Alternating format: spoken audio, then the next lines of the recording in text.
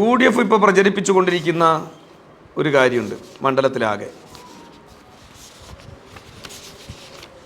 BJP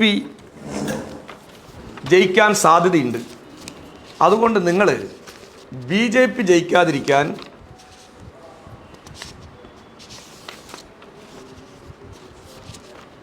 UDFനെ വിജയിപ്പിക്കണമെന്നാണ് അവരുടെ പ്രചരണത്തിൻ്റെ പ്രധാനപ്പെട്ട ഒരു ലക്ഷ്യമായി ഇപ്പോൾ അവർ പ്രചരിപ്പിച്ചുകൊണ്ടിരിക്കുന്നത്. അതുതന്നെയാണ് ഇന്നലെ VD സതീശനും ഷാഫിയും മാധ്യമങ്ങളോട് പറഞ്ഞത്. എന്നാൽ തെരഞ്ഞെടുപ്പിൻ്റെ ആദ്യത്തെ ഘട്ടത്തിൽ തന്നെ രമേശ് ചെന്നിത്തല പറഞ്ഞു UDFും LDFും തമ്മിലാണ് മത്സരമെന്ന്. മിനിഞ്ഞാന്ന് ഇവിടെ K മുരളീധരൻ വന്ന് പറഞ്ഞു UDFും LDFും തമ്മിലാണ് മത്സരമെന്ന്. എന്നാൽ VD സതീശനും ഷാഫിയും പറയുകയാണ് ഇവിടെ BJPയും UDFും തമ്മിലാണ് മത്സരമെന്ന്. അതിനായിട്ടാണ് ഇവർ പറയുന്നത് BJP ജയിക്കാതിരിക്കാൻ ഞങ്ങൾ വോട്ട് ചെയ്യൂ എന്നാണ്.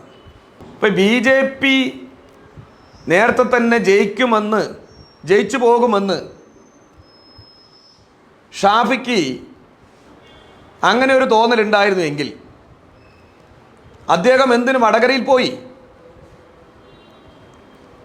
തോറ്റ സീറ്റ് പിടിച്ചെടുക്കാൻ പോയതല്ലല്ലോ. K മുരളീധരൻ ജയിച്ച സീറ്റല്ലേ? അദ്ദേഹത്തിന് എന്തിന് തൃശ്ശൂർ കൊണ്ടുവന്ന്